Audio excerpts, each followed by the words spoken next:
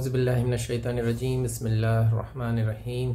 अस्सलाम वालेकुम नाज़रीन, अल-फत्ता टूर एंड ट्रेवल्स की तरफ से मैं आप सबका इस वीडियो सीरीज़ में इस्तकबाल करता हूं। अभी हमने लास्ट वीडियो में एक इकोनॉमी पैकेज अनाउंस किया था 65,000 का, 15 दिन का उम्रा और दिल्ली और बॉम्बे से ये फ़्लाइट है। तो इसको अनाउंस करते ही हमारे पास बहुत सारे रिएक्शंस आए, बहुत सारे कमेंट्स आए, कॉल्स आ रही हैं। उसी के बारे में थोड़ा और खुलासा मैं कर दूं, जिससे कि जो लोग कॉल कर रहे हैं हम एक बार सबको वो बता सकें। काफ़ी लोग पूछ रहे थे कि ये वाकई क्या ये इतना सस्ता पैकेज है या ये कोई फ़ेक तो नहीं है, फ़ेक अनाउंसमेंट तो नहीं है।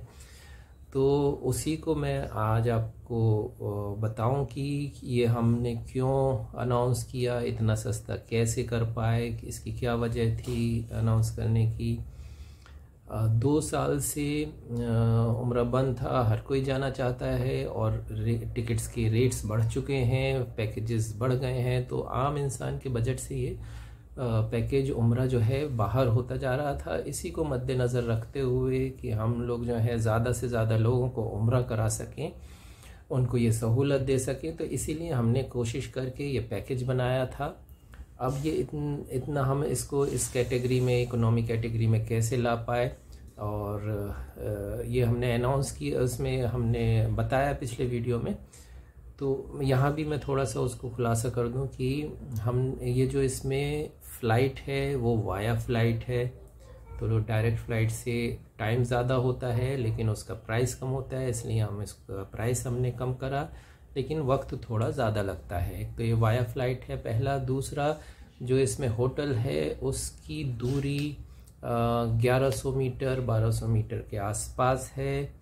तो और जो मक्का में और मदीने में जो है 700 मीटर के आसपास दूरी है होटल में। इसमें 5 से 6 शेयरिंग का रूम होता है और खाना दिया जाता है। खाने 3 वक्त का खाना होता है, लेकिन उसमें डिशेस और उनकी क्वांटिटी जो है कम रहती है। एक डिश होती है, एक टाइम वेज, एक टाइम नॉन वेज। तो ये इसमें जो इसको हम इकोनॉमी पैकेज में लाने के लिए हमने ये सारा बंदोबस्त किया था, जिससे आप सब जो हैं उम्रे पे जा सकें, ज़्यादा से ज़्यादा लोग, और फ़ायदा उठा सकें। बाकी सब सहूलतें सब जो बाकी पैकेजेस में हैं वो इसमें भी मौजूद है। आपका टिकट, वाया फ़्लाइट का टिकट है, होटल का स्टे है, वीज़ा है, 3 वक्त का खाना है, जिद्दा से मक्का, मक्का से मदीना, मदीने से वापस जिद्दा, ये ट्रांसपोर्ट की फैसिलिटी है। मक्का में ज़ियारत, मदीने में ज़ियारत, ये सारी फैसिलिटी आपको अवेलेबल हैं। बैग वगैरह जो प्रोवाइड करते हैं वो सब दिया जाएगा। वापसी पे ज़मज़म का इंतज़ाम रहेगा। तो जो सहूलियात बाकी पैकेजेस में वो ऑलमोस्ट सब ये इस पैकेज में है। बस थोड़ी थोड़ी दूरी और कटौती वगैरह की वजह से हम इसको इकोनॉमी में ला पाए हैं लोगों के, जिससे हर कोई के बजट में आ सके। अगर आपका इरादा है, हम इतने सारे लोगों ने हमें कॉल किया, आपका इरादा है तो प्लीज़ इसको इसकी डेट जो है ये 29 नवंबर है। 29 नवंबर को ये टूर रवाना होगा।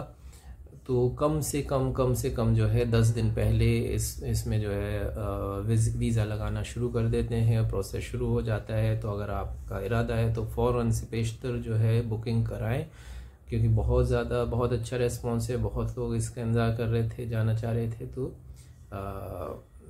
आप इसमें बुकिंग डालें। बुकिंग के लिए जो आपको डॉक्यूमेंट्स हैं वो हमने डिटेल में भी दे रखे हैं। मैं आपको बता दूं कि आपका पासपोर्ट चाहिए, पैन कार्ड की कॉपी चाहिए, आपकी फ़ोटो की कॉपी चाहिए, और वैक्सीन का जो सर्टिफिकेट है, दोनों वैक्सीन लगी होनी चाहिए, उनका सर्टिफिकेट्स की कॉपी चाहिए।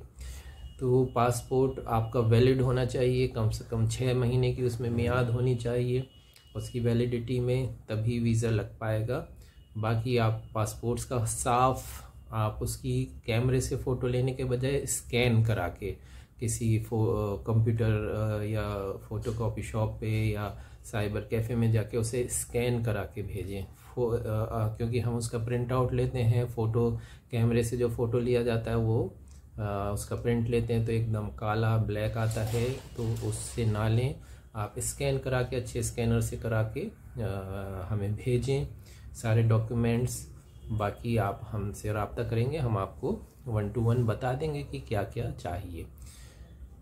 बाकी और अगर आपकी कोई कभी कोई आपने पहले वीज़ा लगवाया हो, कुछ लगवाया, कोई दिक्कत आई हो, तो आप हमें पहले से उसके बारे में जानकारी दे दें कि जिससे कि हम अप्लाई करें तो उन चीज़ों का ख्याल रखें। क्योंकि कई लोगों का कुछ प्रॉब्लम होती है नाम की वजह से, डॉक्यूमेंट्स में नाम अलग होता है, 2-3 डॉक्यूमेंट्स देने पड़ते हैं, सब में सेम नाम होना चाहिए, हस्बैंड वाइफ का नाम एडिट नहीं होता है पासपोर्ट में। तो ये सारी कई सारी जो हैं छोटी छोटी चीज़ें आ जाते हैं, इश्यूज़ आ जाते हैं। तो अगर वो आप हमें जो है पहले से उसको इत्तला कर देंगे, अगर आपने कभी पहले वीज़ा लगवाया है तो उसमें अगर कोई परेशानी आई हो आप हमें इत्तला कर देंगे, तो हम वो चीज़ ध्यान में रख के फिर वीज़ा अप्लाई करेंगे। तो वीज़ा लगने में इंशाल्लाह फिर कोई दिक्कत नहीं आएगी।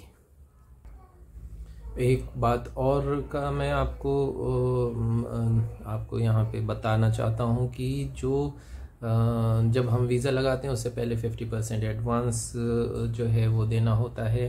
तो अगर आपका आपने वीज़ा एडवांस देने के बाद अगर आपका इरादा बदला, आपने चेंज करने को कहा, तो वो नहीं पॉसिबल हो पाता है। वीज़ा के लिए जो अमाउंट है वो जा चुका होता है, वो हमारे हाथ में नहीं होता है, वो फिर वापस नहीं होता है। तो ये नॉन रिफंडेबल है। आप जब भी अमाउंट दें तो पूरा पक्का इरादा हो तभी दें, और अगर पक्का इरादा है तो उसमें फिर देर ना करें, आप बुकिंग करा लें। क्योंकि फिर आखिरी वक्त पे लोग आते हैं कि 5 दिन 10 दिन का बाद का वो डेट मांगते हैं कि मुझे 10 दिन बाद जाना है, तो ये पॉसिबल नहीं हो पाता है, टूर में नहीं हो पाता है। इवन हम कस्टमाइज़ करें तो भी इतनी जल्दी जो है पॉसिबिलिटी नहीं होती है। फिर भी हम ट्राई करते हैं, लेकिन बेहतर है कि आप वक्त से जो है रहते जो है बुकिंग करा लें। आपका इरादा है तो आप वक्त रहते जो है बुकिंग शुरू कर दें। इंशाअल्लाह अल्लाह से हमारी दुआ है कि सबको जो है अपने घर की ज़ियारत का मौका नसीब फरमाए। हमारी इसमें जो भी मदद हो सकती है सहूलत देने में आप लोगों को, तो हमारी तरफ से पूरी कोशिश रहती है कि आपको हर तरह की सहूलत हम अपनी तरफ से दे पाएँ। इंशाअल्लाह अगले वीडियो में हम आपसे फिर आपके सामने हाजिर होंगे और टॉपिक लेके। तो इंशाअल्लाह तब तक के लिए अपना ख्याल रखें। अल्लाह हाफ़िज़।